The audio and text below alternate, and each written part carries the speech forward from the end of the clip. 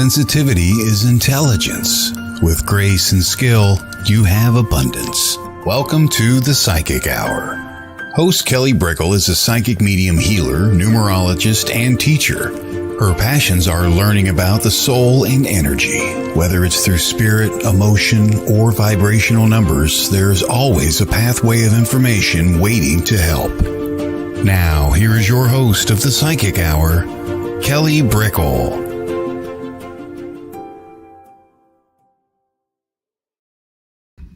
Hi, everybody. Welcome to WLTK-DB, Let's Talk Radio, and the Psychic Hour.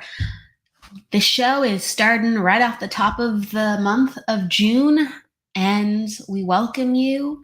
We are going to be having 2 episodes per week of the Psychic Hour starting in June from this week going forward. So we'll be seeing you also in just a couple days for Friday. And that's going to be, again, the readings episode where, you know, it's a little shorter. It's about 45 minutes and you can stop in and you can have your numbers read, a couple card pulls.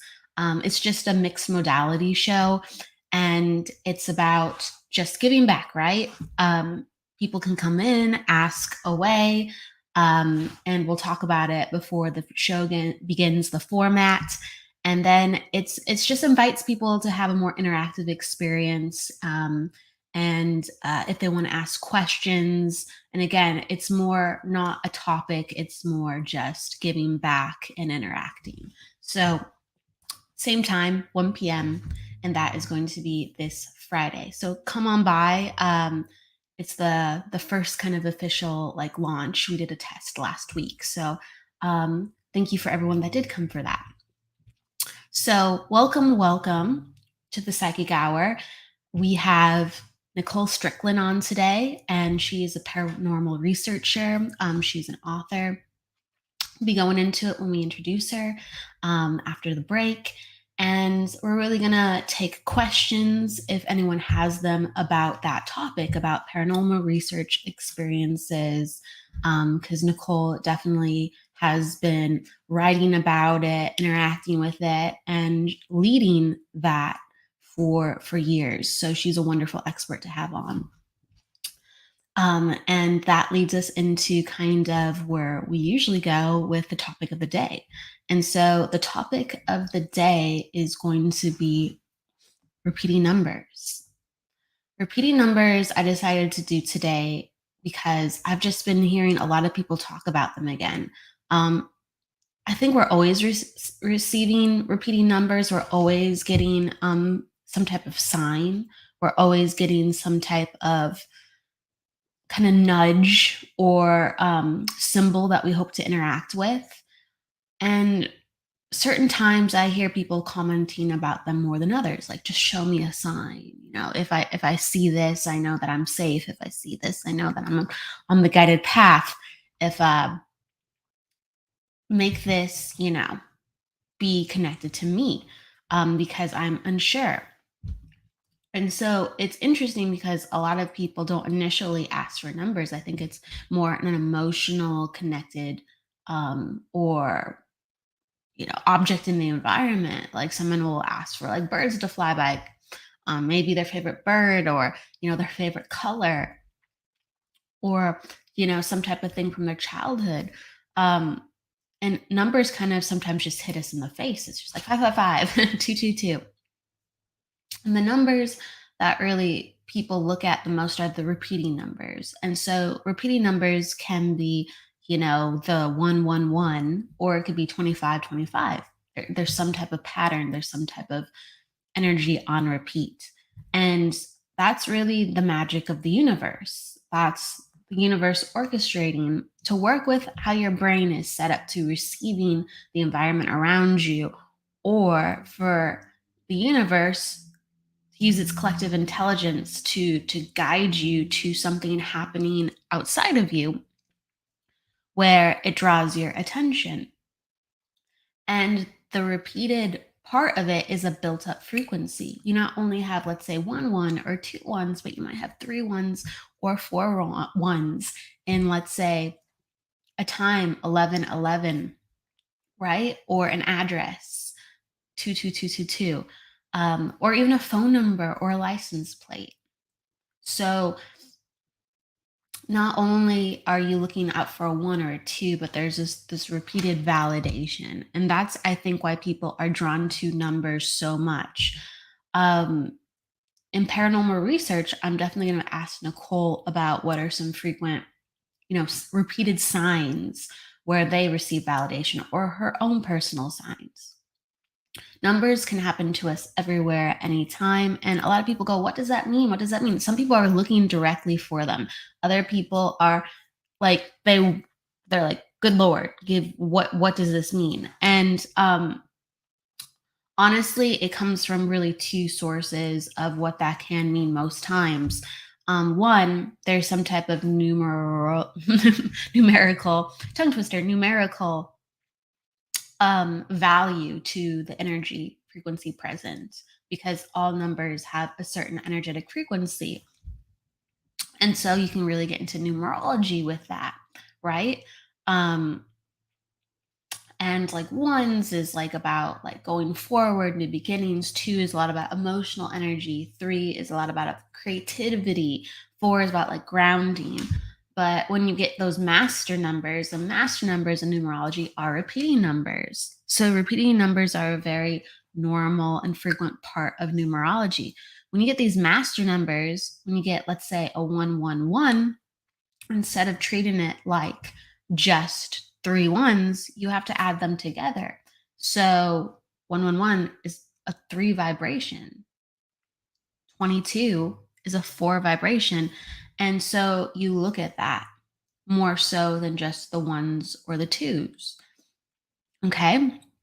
So if you're getting 22s, you're looking at a 4 vibration. If you're getting 222, you're looking at a 6 vibration. And that's the numerical law you would be leaning into. And numerology, you can look up really what those frequencies are. The more you get into numerology, the more you understand how that number can apply at specific times in the context of such. It's a very, I would say, simple system at its beginning. And the more you learn about it, the more complex things you can understand and do with it. From an emotional perspective, though, or psychological perspective, some of those numbers can be in our psyche. Okay, so that too might mean something very emotional to us, because maybe our address had like 5 2s in it growing up, and we always thought of it as our favorite number because we loved our house. Okay, it could be, as a kindergartner. And it's usually, like when we're younger, it doesn't always have to be. It just has to have a strong emotional kind of energy to it. Our favorite, place in the world could have been, our 3rd grade room. And it was like room number 8. And we're like, oh, 8 is so great, right? And there's these reasons why we favor these numbers. Or you could just imagine back to when you're young and for some reason you always love the number 3. Okay. So there's going to be certain predispositions why we have these emotional connections to certain numbers too, as well. And so on one hand, you can follow this numerical kind of code with how energy runs. And then also there's this just emotional nature to how the energy runs, and to explore which one it can be. Like, I want to just remind everybody, because yes, today is about repeating numbers to draw forth inspiration, but it's really about signs. Numbers are just one type of sign, and we're always looking for signs to give us this meaning. And we have this expectancy, or this longing expectancy, if we don't, let's say, have an answer. And really, the signs, whatever they are about us learning how to understand ourselves. Yes, the universe around us. Yes, things that are happening in our radius, absolutely. But it's about to understand ourselves, because if we understand ourselves and we understand how our body decodes things, or how we receive energy, right? and how our unique workings translates the energy and understands the energy, then whatever's happening in the external can be understood by some type of awareness inside of us. And there's a process that it takes for that to unfold. It really takes time, it takes understanding, it takes curiosity. And you need some type of curiosity to strengthen the muscle that you have with looking and understanding for signs. And certain things like, astrology, numerology, reading cards, and so many other systems, even working with paranormal tools, that strengthens um, our focus and heightens our curiosity, so we can stay engaged and go, what does this mean? And what did that mean? And what exactly is this? And we really need to stay engaged to get the answers that we're looking for. We need to follow the thread where we're led. And a lot of times life is happening right in front of us, whether, we have distractions. It could be welcome distractions from friends and family, or more complicated distractions by things we just didn't really account for or, want to have happen. And life throws things in our faces, and we still have to learn about who we are amidst all of that. And so I encourage you, the name of the game really is to stay curious, stay focused, and really learn about yourself. The more you learn about yourself, the more awareness you have of, why something is catching your attention, why you happen to like something, why you happen to be interested in something. More of the answers will come to you, and don't expect them to come to you right away. If they do, then great. That's very possible. But have patience and know that it's part of the process. So know that it's all part of the process. With that said, I hope that inspired some inspiration for the place that you last left and left your curiosity, where you're like, I should investigate that. I really am interested in that. What a weird experience. What's behind that? Open your curiosity again. Find that destination point and keep on going. That's what I encourage you to do. So we're going to keep on going. We're going to go to our next destination point ourselves. We'll be back in a moment, and we're going to have Nicole on when we do so. I hope everybody, has inspiration from now till then. See you in a moment, everyone.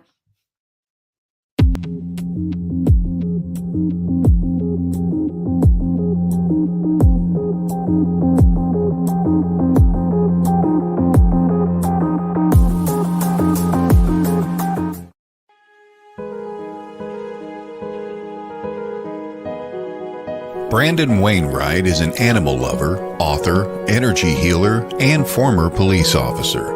In April of 2018, he and his family lost their dog Tyson to a brain tumor. It was an inevitable experience that comes with being a pet owner, but it was devastating nonetheless. Tyson's Gift: How an 8-pound canine became a man's greatest spiritual guide. In the story of Tyson's life, from his entry into the lives of Brandon and his wife Misha, to his equally impactful departure and continued spiritual influence, Tyson's beautiful story will entertain and comfort readers of all backgrounds. Get your copy at tysonsgift.com. That's tysonsgift.com, or wherever books are sold.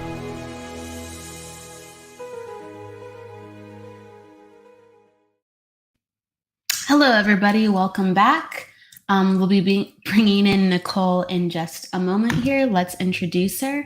So Nicole Strickland, who we have on the show today, is a founder and director of the San Diego Paranormal Research Society. She's an author, speaker, and also an award-winning radio host and producer. She is on WLTK-DB Radio 2 as well, with 2 shows, Haunted Voices, and also the Afterlife Chronicles. Everyone, please welcome Nicole Strickland. Hi. Hi. Thank you for Hello, having everyone. me today. Absolutely. Thank you for coming on the show, Nicole. How are you? I'm doing good. Yeah. Long time no talk, right? Yeah, so Yeah. much. Yeah, thank you so much for having me. I love your show. It's amazing. And I just got a little numerology lesson there, which is so cool. I didn't expect that today. So, yay. I I kind of just like put my mind out into the air and I go, what is the most needed topic today? And it just sometimes comes from random places. It really does. But even though maybe numerology is something that is not in a modality that's closest to your heart, what's something that you use frequently when you're using your own intuition or with paranormal research? Oh my goodness. It's kind of hard to put that in words. It's almost I just trust, I guess, the emotions, I guess, that come through. So, like, if I'm on a case or whatever, or just in everyday life, if I get a certain emotion and it's almost like that aha moment, like, okay, you just get that, you viscerally know, like, okay, yes, that's it. That's kind of what I go with. It's very hard to put it in words. But those that have had that, where they're like, maybe they're asking a question for their guide from their guides or whatever it may be. And then all of a sudden you just get this like emotion or sense of like that aha moment that comes in. And then you're like, okay, yes, that's it. That must be it. It's hard to phrase it though. I think you're phrasing it It's like great. weird. Yeah, it's so hard to I mean, put in words. our bodies are tools. We use Mhm. tools obviously to assess kind of what is going on around us too, but our body ultimately is a tool and we're fine tuning it, and our feelings are probably one of the greatest, programs within our body that runs the information. Yeah. Yeah, exactly. So I can perfectly understand that. We have people saying hi too. So Mary says hi, Emily QT says hi, and Sharon says hi too. And yes, we'll be taking some questions regarding paranormal research and what we're talking about with Nicole today towards kind of the end, everybody. So Yay. yay, It's that's gonna be right. awesome. It's been a We're weird all, day today for me, so I'm like, this is kinda great to have a show because this morning was just, like, weird, but everything's good oh now. yeah. Do you care to share? Why not, right? Do you care to share what was the oddity of Oh my today? gosh, so well, it happened, like, within the hour, so I posted something on my Facebook page, just a little innocent question like, "Hey, does anyone recommend" an SEO person. And like literally 10 minutes later, I got like 15 people like text messaging me on my phone, emailing me. I'm like, how can they get all this information just from one Facebook post? So I had to delete the post. So it was kind of driving me nuts, but I'm okay now. So everything's good. SEOs. Yeah. I'm I like, mean that whoa. you want that in your back pocket. Yeah, it's like, whoa, all these people. I'm like, whoa, okay. Anyways, enough about that. So It's funny because that's how people find you with SEOs online. So it's like the energetic relationship of right. did I hit the Facebook algorithm at the time? I mean, I have no clue, but anyways. Not bad. It's not bad that people are coming to you. So, yes, please, I would love to hear about your story more. I don't know how you got started with all of this. So I'm going to be asking questions really about your fundamental beginnings. When did you Sure. decide to become a paranormal researcher and to really kind of go, all right, I'm going to go into this line of work? Yeah, so I talk about this a lot. I've always had since childhood, I've always had this curiosity about the unknown, about ghosts, about hauntings, about spirits. And so that stayed with me as I got older, middle school years, high school years, and then in my undergraduate college years. It was my senior year and I share this story a lot. My mom's mom, so my maternal grandmother, her name was Helen. She actually called me the day before she passed away, and so she just called me and wanting to know if everything was okay. And I thought, well, that's odd. But I talked with her on the phone for maybe about 10 or 15 minutes, and then got off the phone with her. And then the next day in the afternoon, around the same time that she called me, my mom called me, and I could tell by the tone of her voice that something was not right. She said, "I'm so sorry, sweetheart. I love you, but grandma passed away early this morning." So, of course, I was devastated, flew back out to San Diego to be with the family for a few days. And then when I got back out to Tucson, Arizona, because I went to the University of Arizona, go Wildcats, right? So once I came back out to Tucson, I started having very odd experiences in my apartment that I didn't have prior to her passing. So the doorknobs would vibrate as if someone was trying to open them. And then at first I thought, well, my goodness, I'm upstairs, I have neighbors, it's vibration. I didn't even think much of it. And then a couple of nights later, I was on my bed doing my schoolwork, and I didn't see the hand, but I felt a hand caress my face, and it felt like as if it came from someone I knew and loved. That's when I started to connect the dots. And I thought to myself, oh my goodness, could this be Helen trying to reach out? I didn't really put much stock into it at that time. But again, a couple of days, two or three, a few days later, again, I was in my room doing my schoolwork. And then all of a sudden, I saw out of my left peripheral vision, I saw my grandmother standing over near where my closet was. And Wow. so she looked full bodied. She looked about 10 years younger, and it looked as though there was a white spotlight shining against her back. So it created this very bright white halo around her. She didn't say anything, but she just stood there with a slight peaceful smile on her face. And so that's really when I started to connect the dots. And so I thought to myself, my goodness, am I projecting this? Because I was grieving so hard for her. Is this some sort of bereavement hallucination? Am I doing this, or is it her coming to me? So I talked with my mom, of course, her daughter, about it, and we let Helen know that the family's okay. She always worried a lot when she was alive about the family, that the family's okay. Everyone's doing okay. So she's free to go and be wherever she wants to be. And so after we did that, the experiences started to cease a little bit, but she does come back and visit now and then, usually around anniversaries and things like that. But it was that one experience that made me think to myself, you know what? I want to just get out in the field and start really learning about ghostly phenomena and how in spirit communication and the fundamentals of what paranormal activity is. So it was really her that set me on this path. I don't know if I'd be where I am today if it wasn't for that one experience. So I thank her for that. Yeah, that's pretty you know, whoa. Not Yeah. everyone I Yeah. sees their loved one, from head to toe practically. Sometimes they'll get a version of that, but you actually saw her.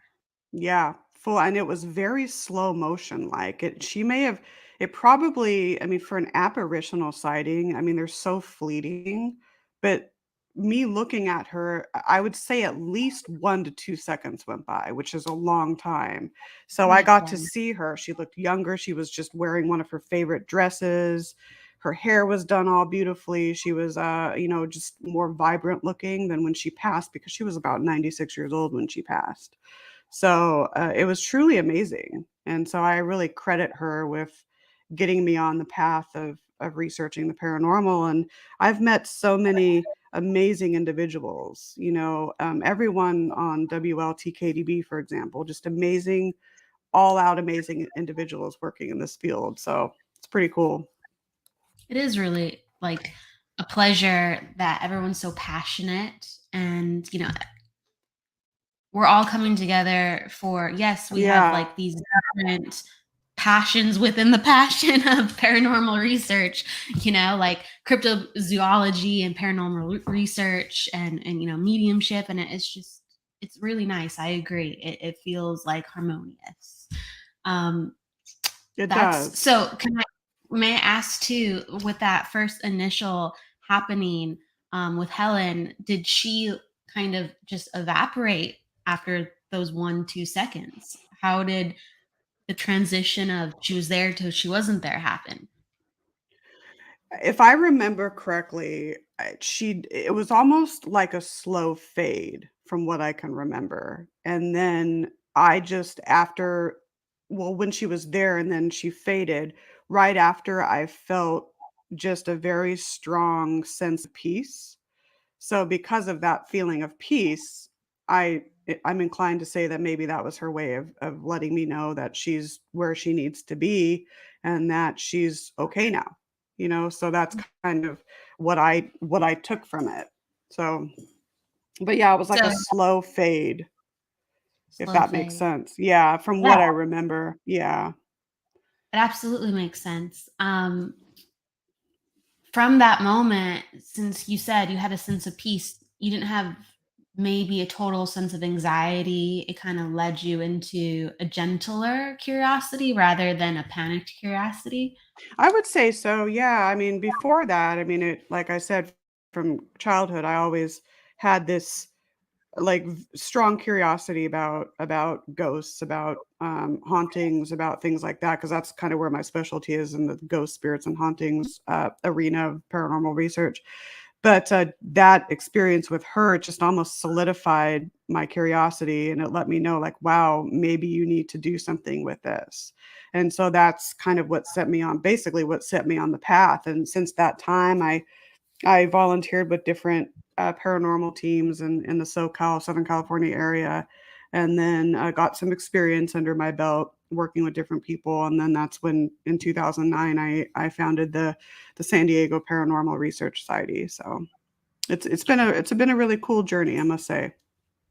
So you said you met a bunch of different people. Can you talk about that? Like, what led up to then founding the the society?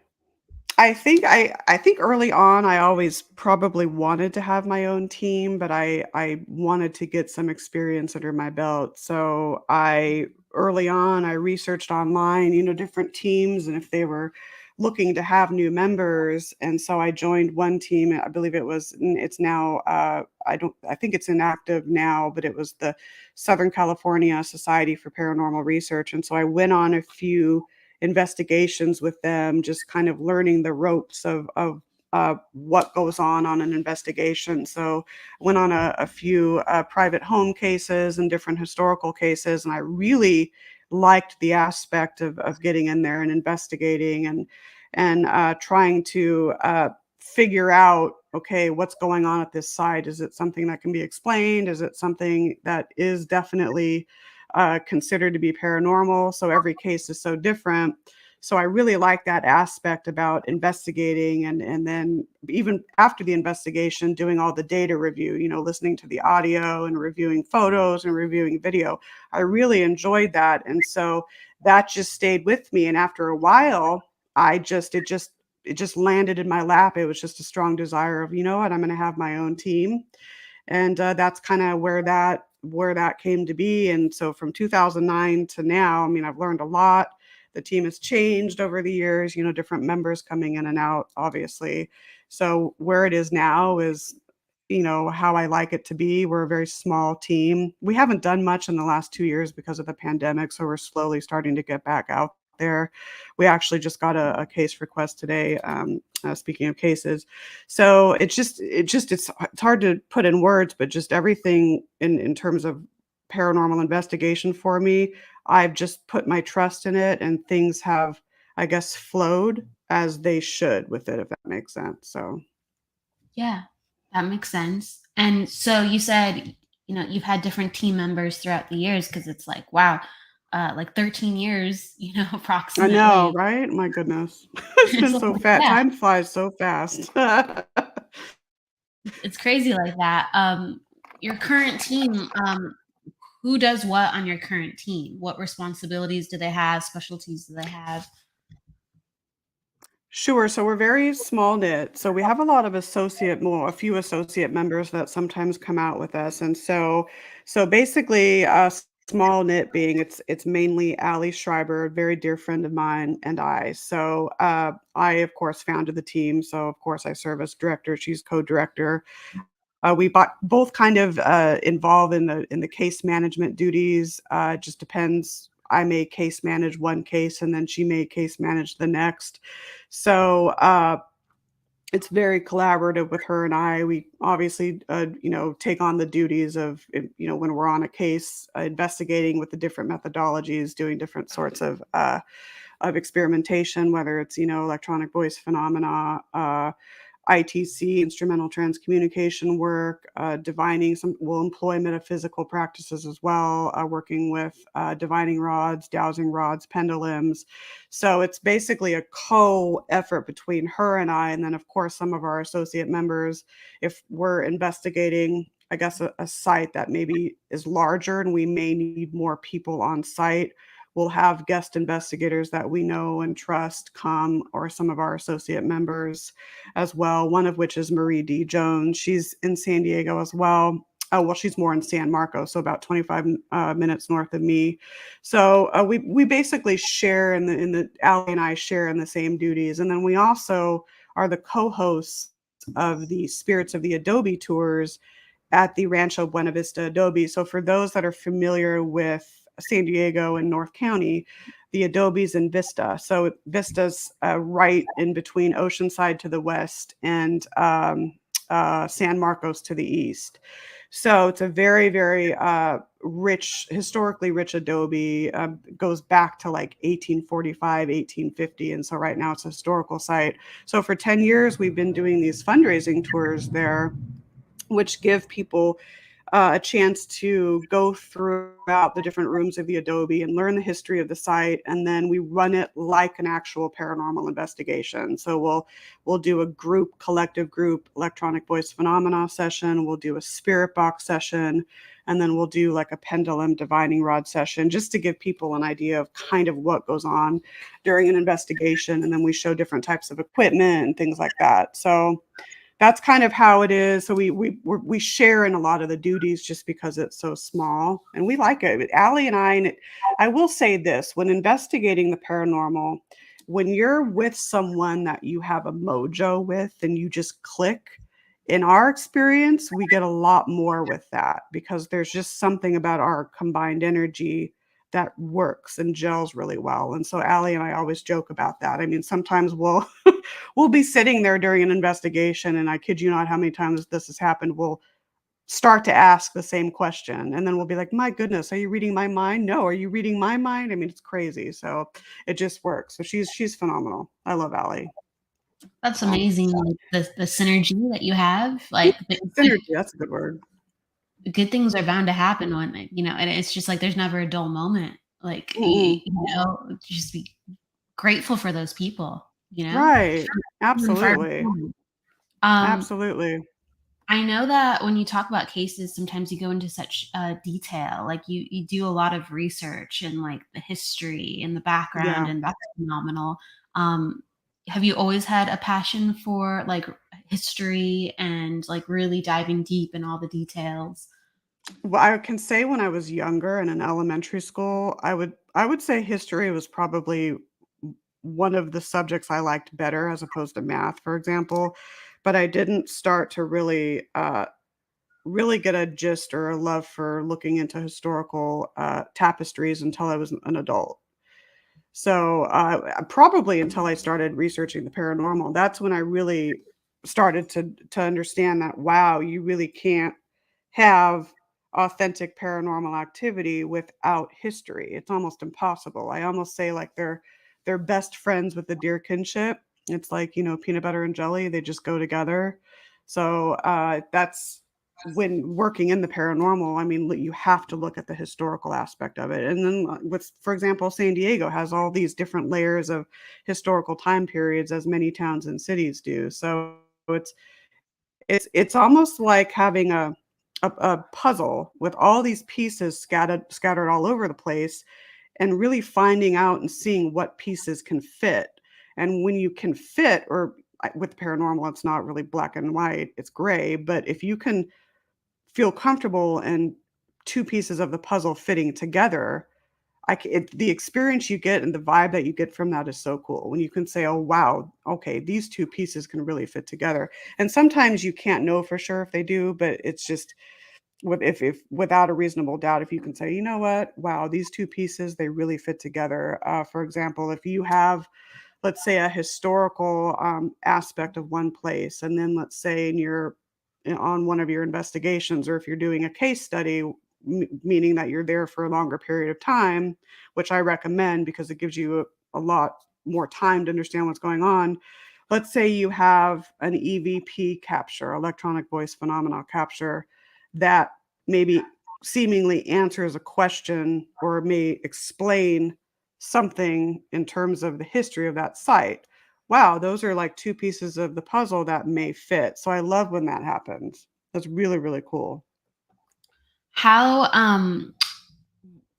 is there a case I want to ask that you're still working on now? Because some of these take years. Oh my gosh. Yeah, absolutely. Is there one particular one that you're still cracking the case on? I think, it's a lot of people are only, and I'll answer this, but before I answer it, a lot of people are only granted maybe 8 hours. Maybe it's a one-time investigation of a property. So you have to do your best with that. You may not have the opportunity to go in, month after month or week after week. Now, for us, in terms of the Adobe, we've been investigating historically and paranormal wise, we've been investigating the Adobe now since 2011. And so we're very familiar with the history, of course, but there's always aspects that may be discovered on a paranormal investigation that you may not find in the historical archival records or vice versa. So one example I have with the Adobe, and there's a room called the Major Domo room. So that's kind of the head foreman's room back in the day when it was a rancho, and when they employed a lot of different individuals. So that room now, it's and there's all kinds of artifacts throughout the Adobe. So it's still known as the Major Domo room. But back in I think it was the late 20s or early 30s, when the Adobe was receiving electric wiring in the building, the guy that was installing that discovered in the Adobe walls skeletal remains.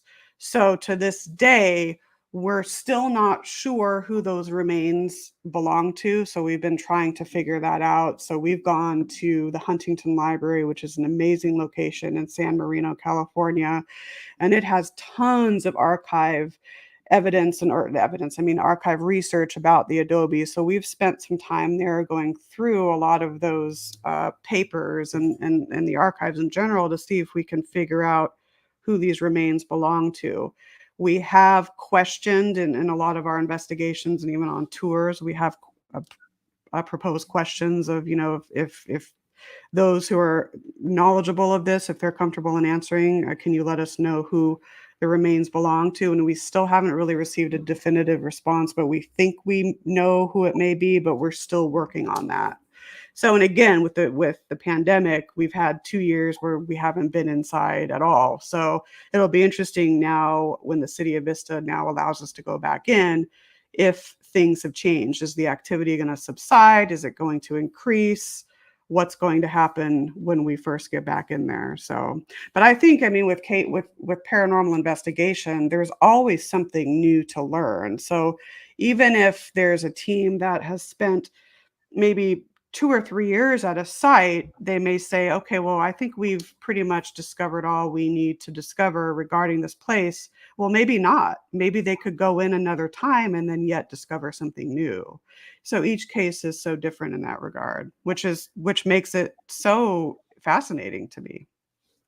So, As well as the Adobe, what are some of your favorite cases that you worked on? oh my gosh. Okay, besides the Adobe, of course, the Queen Mary would be on the top list there as well. For me personally, we've gone in there and done investigations as a team and as a part of other or collaborative efforts with other teams. But for me personally, I'm always trying to learn more about the ship's history and learning more about the ship's resident spirits, because there are so many there. That's like a whole talk in and of itself.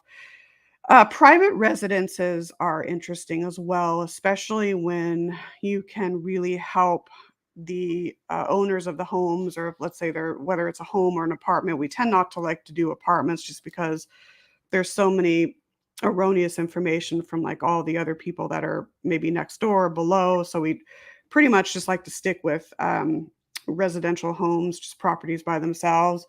It's it's a great feeling to know that you can go in there and spend time and investigate the home, talk with the homeowners, get an idea of what they're experiencing, seeing what you can maybe explain away as something natural or something logical versus okay having something that you capture. And we come from the sense of okay, if we capture something that we consider paranormal or something that we can't explain, we'll leave it at that. We'll just say, you know what, this is something that we can't explain, and we'll leave it at that. But it's a very good feeling to know that you can go in and really help someone to feel more comfortable in their home. You may not solve exactly what's going on there. You may not, be able to get rid of an entity because that's a whole nother discussion, but you can at least pacify the people that live there. And so we've had many cases where we've been able to do that just simply by talking with them and educating them a little bit. And that's a good feeling. It's a really So good feeling. with one of your favorite cases, like what's something that you've been able to explain away quite easily, and what's something else where you're like, ooh, like that was, we're still wrapping our head around that one.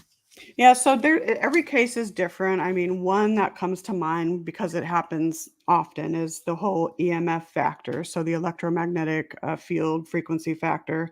And so we've had cases where people have at night, they have nightmares, they may have some sleep paralysis, they may just get very anxious when it's time to go to bed. And we've developed this pattern. We've seen this pattern that a lot of times, if they have a lot of equipment running near their bed, for example, fans, even ceiling fans, alarm clocks, if you take an EMF meter and you put it next to an alarm clock, you'd be surprised at the high the readings can be, which can cause people that are sensitive to EMF, like myself, it can cause feelings such as nausea, headaches, a feeling of being watched, a feeling of anxiety, things like that. And so we've, on several cases, we've asked them, okay, maybe move your alarm clock away from the head of the bed, for example. And you'd be surprised after a few days or a couple of weeks, we hear from them and they're like, you know what? Wow, my bad dreams stopped. I don't feel as anxious anymore. So that's just kind of an example of that. Let's see. Oh my gosh, it again, it depends on the case. I mean, sometimes locations are very audio friendly where you just get amazing EVPs or disembodied voices. For example, one that we did up in Fallbrook, it was, and I'll try to keep this short. It was a large home up in Fallbrook, and she had these security cameras monitoring each of the rooms. So just like an infrared DVR monitoring system. And she kept seeing these orbs flying in like all these cameras. So we went out and we looked at the cameras, we looked at the examples that she showed us, and we were able to say, you know what, the dust that is flying around the room is being illuminated by the IR sensor. And so we were able to explain that, give her examples, and so that alleviated her stress. But also one of her relatives, I believe it was her husband, that passed in the home a couple of years prior. I'd have to look up the case notes to be exact on the year, but it was a couple of years prior. So when Allie and I were in there one night doing some EVP work and asking questions, we did get a response of the individual's name. I'd have to look at the case notes to remember what the name was, but I think the question was something like, if there's anyone here with us, would you like to let us know your name? And then we had her listen to that, and she was able to confirm, my goodness, that's my husband's voice. Oh So wow. it's situations like that that really make you get the goosebump feelings and all of that. So So yeah. he said his name, and his tone was actually distinguishable as well. For her, yeah, we had her, we did try to bias her. We just said, we have a clip here that we want you to listen to. And so we didn't tell her anything about it to lead her on. We just let her listen to it. And I remember her looking at us and she said, "Oh my gosh, that's my husband." Just total confidence. And we were just like, I mean, both Allie and I started to tear up a little bit just because it's emotional when things like that can happen. So but historical cases, I didn't add on. Historical cases are great too, even businesses, because a lot of times with these historical cases, the curators or the historical managers of the property come out to you, they reach out to you, or it's the team expressing interest in investigating that site. So, but one of the downfalls that I see with historical cases is there are so many different teams going in to all these different sites. And so it almost makes it more polluted than if you just have one team going in, if that makes sense. But Yeah. every case is so different.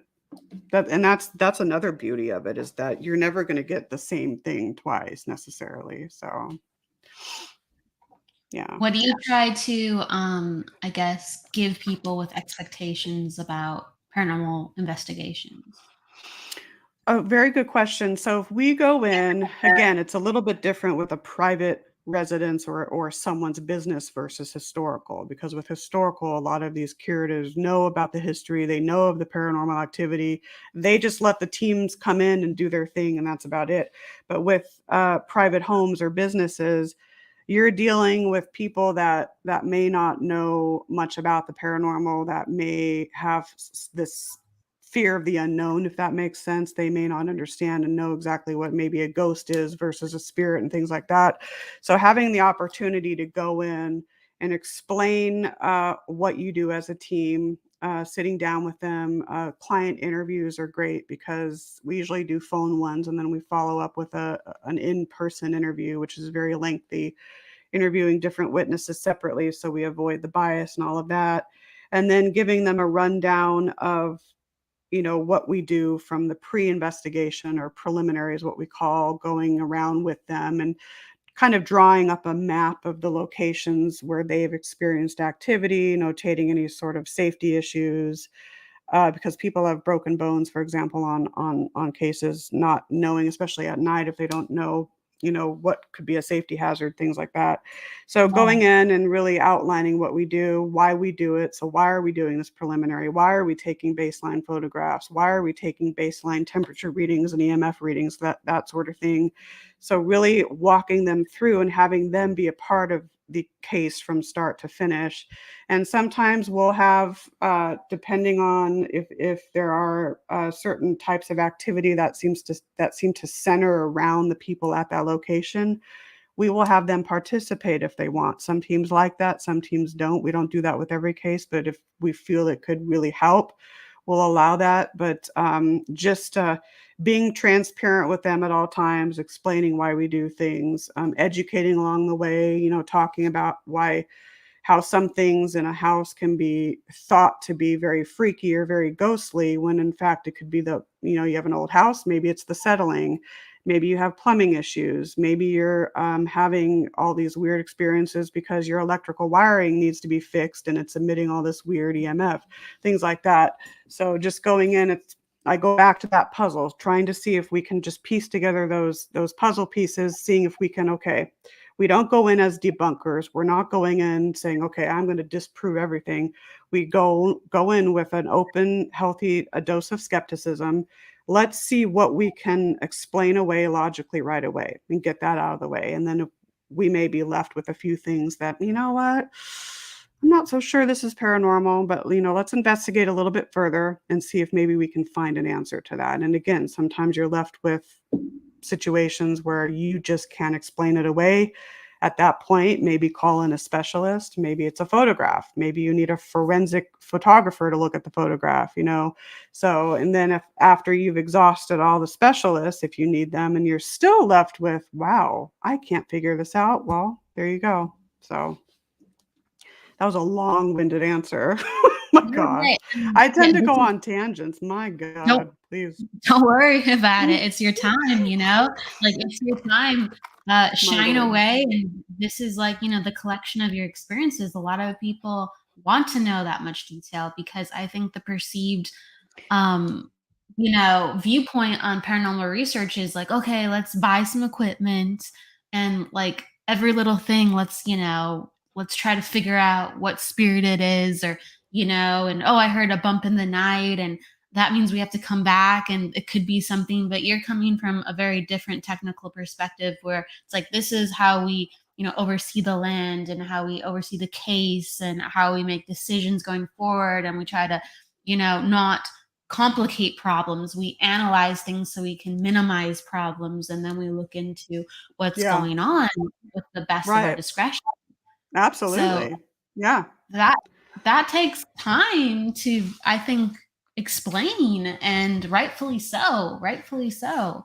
It So yeah. does. Yeah. That's why we don't usually take on more than one case per month. Sometimes we may decide to have, I mean, one, ca- you know what? Take a drink every time I say the word case in this show. My goodness. Anyways, one case, here I go again with the word case. I mean, one case may last a month, another may last a year. You just don't know.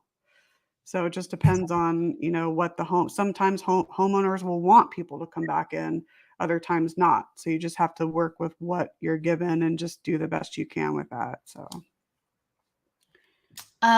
When you have entered a house, as I'm sure that you are very energy sensitive, do you go, wow, this place needs just a clearing? Or do you sometimes feel that that might temper with, you know, sometimes the evidence of the house? Like, how do you gauge that? How do you feel about clearings, like either in the moment or afterwards? Or I'm really curious about that. that's a good question. So, yeah, there are times very energy sensitive, and there are some locations I will go in and I'll be like, "Oh my gosh, the energy is thick here."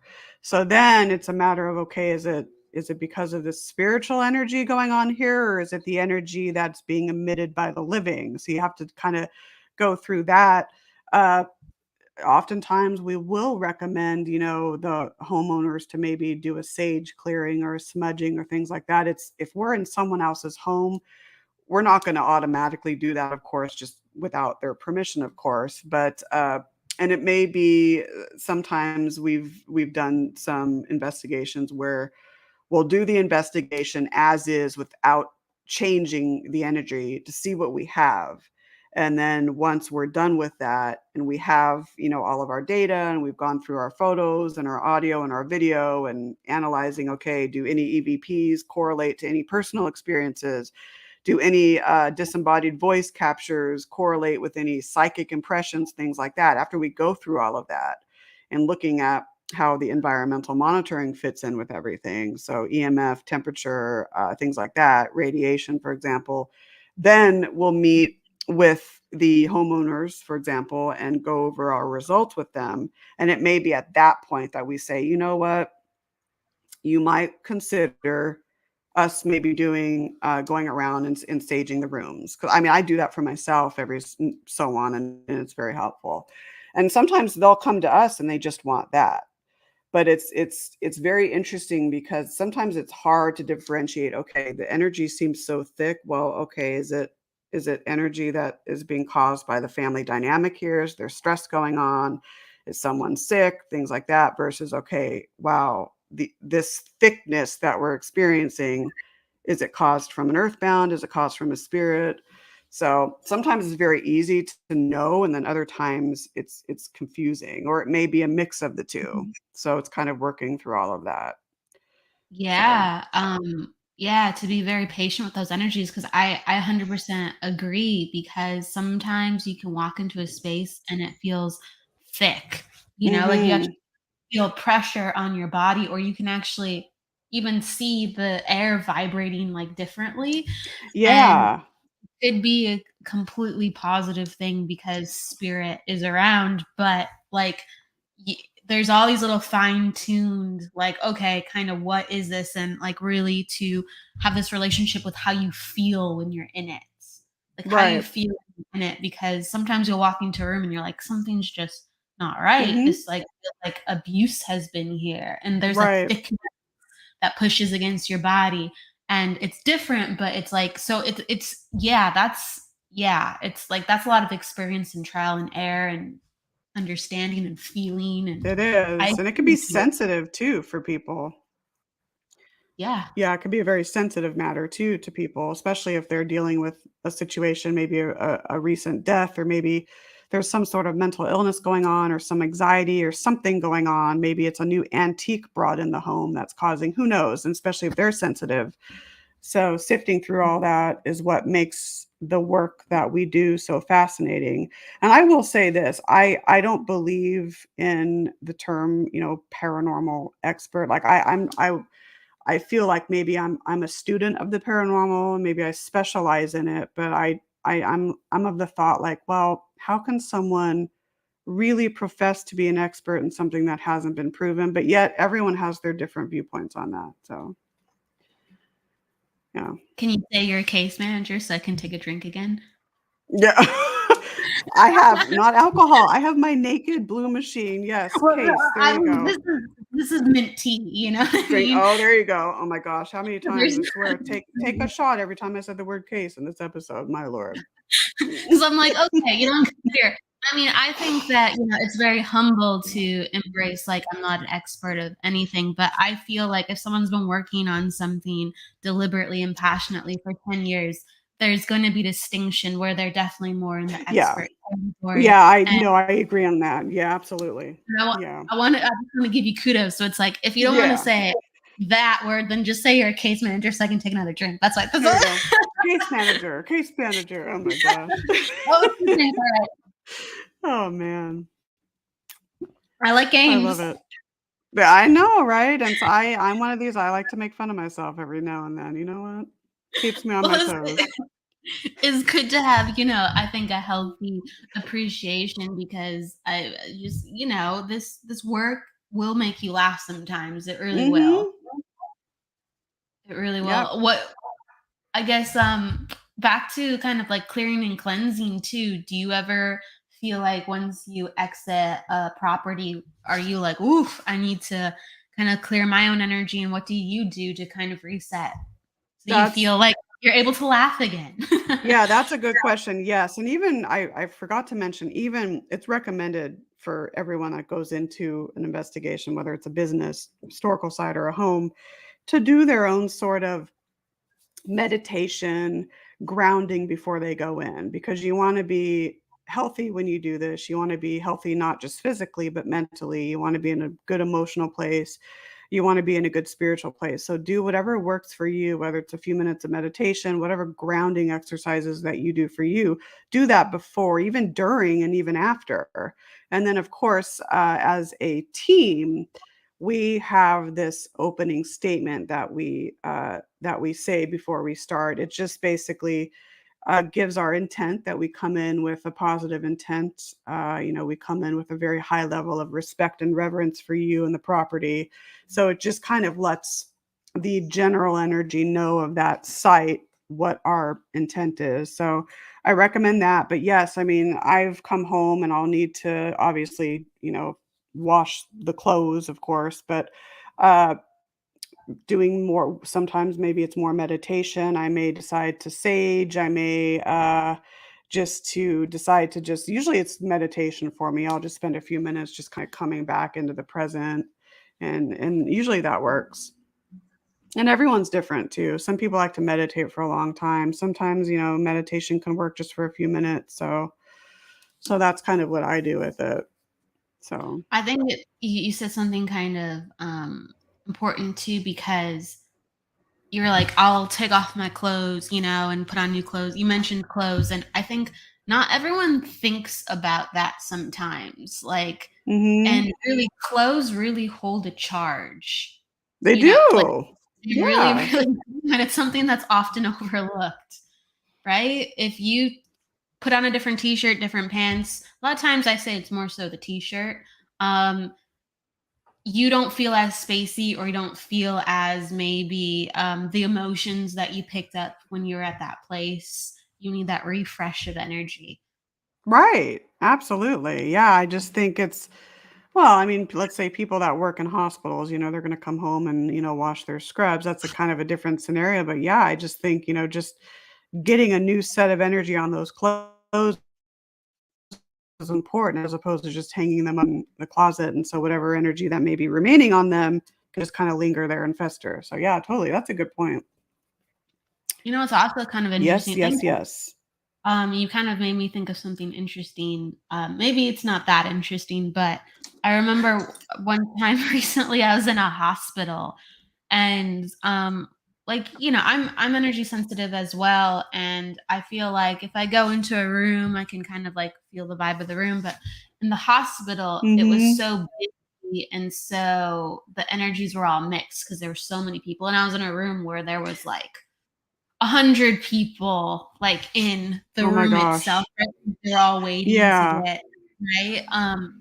And so it was the thickness of that spirit feeling, but it was like the high emotion and anxiety, right? And then also Yeah. it was sadness because they were, scared, or family was concerned of them. So it was all like mixed in there. And I was like, right. And that can happen, I would imagine, like on location too, is just like just constantly extracting the pieces to discern. Yes. That's a good way of And putting it. Absolutely. Yeah, I and like the way you sometimes describe that. thank you. And sometimes we get, the pieces of clothing when you said hospital, sometimes we get overwhelmed and it's just like we need to change our clothes, or we need to kind of recalibrate because it's just we're getting hit with so much stuff and it's like we can't even think straight. And that's why it's so important to have that mental equilibrium and that emotional equilibrium. Totally. Right on. Right on with that. And some people don't realize that, but but having that knowledge of it and just that wisdom to know is important. Takes a lot of Yeah. time. It takes, like 10 years, I would say 10 years plus. So it's like hats off to you, but you have your hat on. So hat on to you too. Bad hair day. I like the hat. No, it's fun. It really is. Yeah. I like it. I wear I them a like lot the on these shows. It's crazy. And I know it's weird. I wear hats more on these shows than I do. It's weird. Why do Anyways. you think so? Why do you think so? I don't know. I don't know. I just do. I mean, not every show. Sometimes I'll wear like a headband or whatever, but it's like it cracks me up. I'm like, gosh, about 50% of the shows I do, I have a hat on. I don't know why. I just do. I don't know. I I used to wear a hat a lot as a teenager sometimes because I could just feel like I wasn't, like, overwhelmed sometimes, and it Mhm. would kind of put me in a more it just became, like, something where I'd feel more relaxed with it on. Yeah, Not saying that that's the same, it's just like it was almost like this jacket sometimes. I wear this jacket quite often because it feels like home, it just feels good, there you go. right? Right. Exactly. Yeah. Yeah. Sometimes it's like certain things, right? Why Um not? Oh, wow, someone has an elaborate question. Yeah, I just saw Do that come in. you wanna take it or, it's up to you. I have one more question for you. You wanna take it after the question Yeah, we can or do that. Yeah. I mean, I haven't read it yet. So yeah, go for it. Cool. Alright, where was my mind? I know. Putting it back. What I wanted to ask was, because I think this is important to talk about too, because we're talking about like emotional energy and houses and everything and spiritual energy. What percentage of the cases do you say is more because of the emotional energy and the people present in the house versus the actual house, or let's say the land or the history itself? Oh, excellent question. My goodness, I would say it's probably less for authentic, what I term authentic paranormal activity. So, authentic paranormal activity that is caused on its own without any influences from the living. So, I think you find that less than the situations where you'll go in and you may, and it's hard to know for sure, but you may go into many locations and feel and get the idea that, wow, maybe the people living here are influencing and or causing the activity somehow. One example has to do with that just in my opinion with alleged malevolent, demonic, if you will, the D word, very negative situations. 99.9% of the time, what they think is negative is not that at all. It's what they're ascribing to it. So it's very easy sometimes for people to just blame all their issues on the paranormal without taking ownership of what may be going on within them or within their family dynamic. So it's very easy for someone who maybe doesn't know about the paranormal, maybe has this fear of the unknown because that's natural, right? Maybe at night, they get up to go to the bathroom, they come back in bed and they see a shadow figure in the room. And then they email a paranormal team. I last night saw a shadow standing in my room and it's negative and it wants to hurt me. okay, well, maybe that's the case and maybe very, very, very small, rare percent of the time. But that's the living ascribing that to that shadow figure, where it's not the intent of that shadow figure to want to cause harm, especially if it's intelligent. Sometimes it could just be a residual thing. So that's an example of that. So very good question. I think less of a chance of going into a site and finding that the activity that is there is 100% just caused on its own without any influences by the living. So I think people exactly. I like how you brought that up, because I think a lot of people have experiences where they've felt someone watching them, or they've seen, a shadowed figure or something out of the corner of their eye. And a lot of people who don't have, I guess, a lot of, I don't know, they don't have an upbringing that embraces, I guess, being energy sensitive or spiritual concepts. They think immediately, if there's something unknown or in the paranormal category, that it's evil. And so right. of course, as soon as you just see something, anything, you're gonna have a sense of fear wash over your body. And then you're gonna assume, since the dominant energy is fear, that you're experiencing, that it's bad. And so yeah, there's a lot of things where people are just prescribing that this must be this. And I think Exactly. I like your thoughts on it too. So I hear things like that from time to time as well. And it's Yeah. like, oh well, actually that was like your spirit guide, or like your grandma. Like, Exactly. Well, exactly. Yeah, exactly. I mean, there, but it's, and then, if there may be clients that, regardless of what is said to them, they're going to believe 150% that what they have in their home is this or that. And with that, there's really not much you can do. You can try, but if they're not going to be open to maybe hearing your input or maybe what you have to say, I don't, then you're at this standstill. And it's, I don't know. It's like, do we have time to debate each other? Probably not. But so that happens too. So you have to we're sift through all these different things.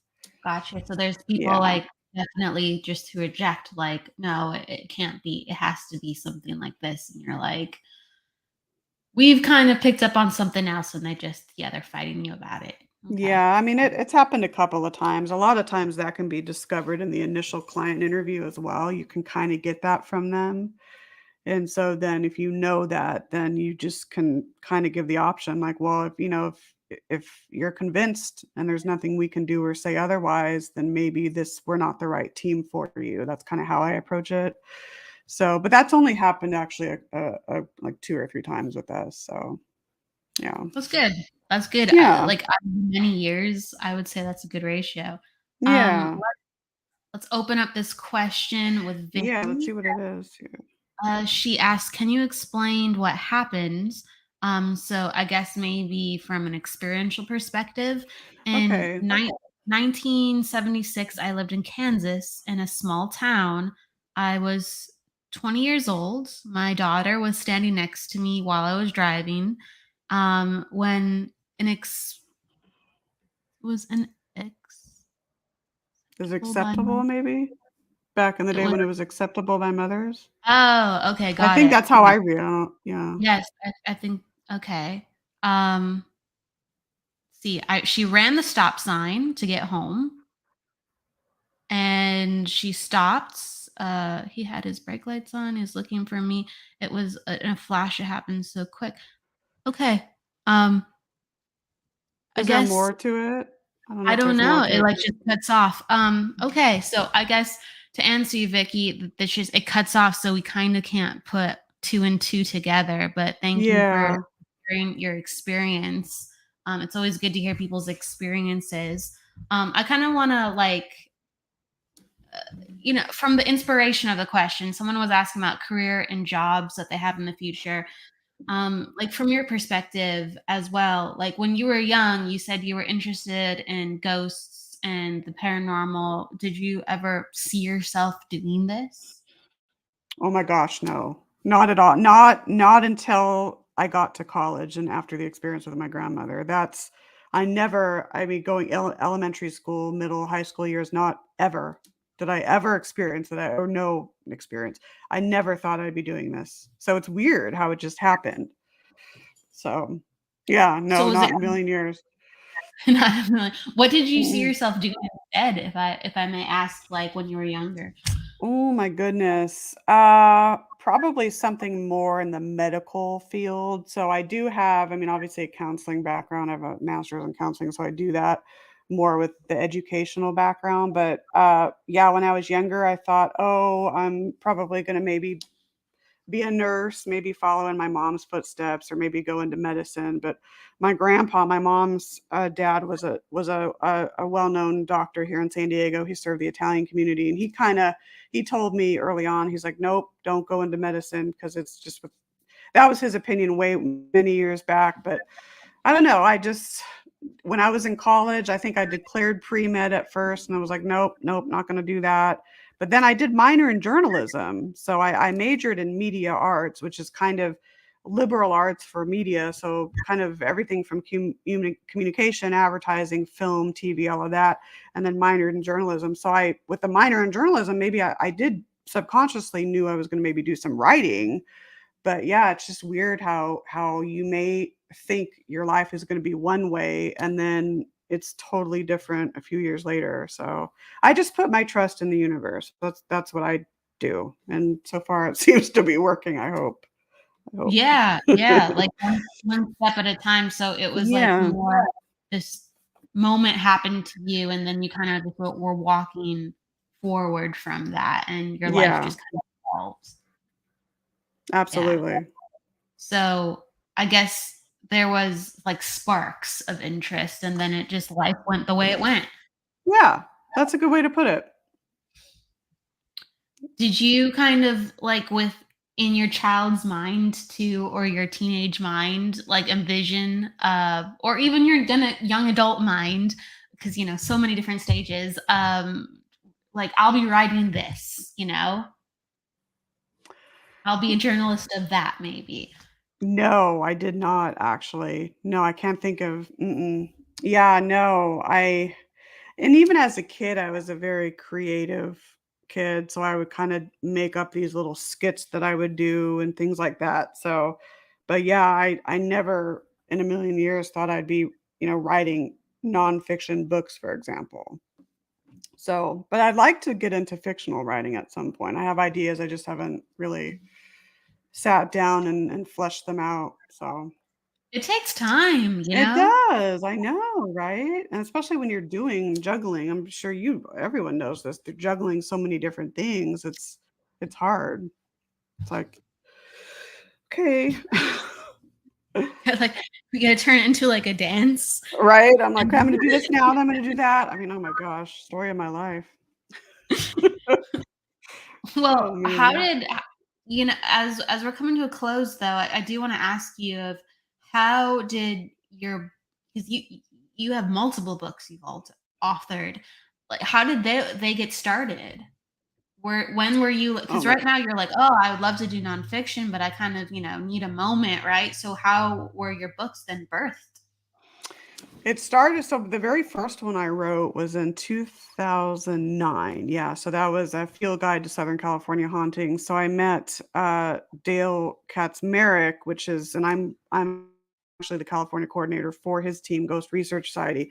So I met him at a California conference up near Yosemite back in 2009, and so he said, "Oh, I have a publishing company," and so I worked with him, and did that book with him. And then when I started researching the Queen Mary in 2005, I'm like, okay, I have to do a book, at least a book on the Queen Mary, but now I have 3 on the ship.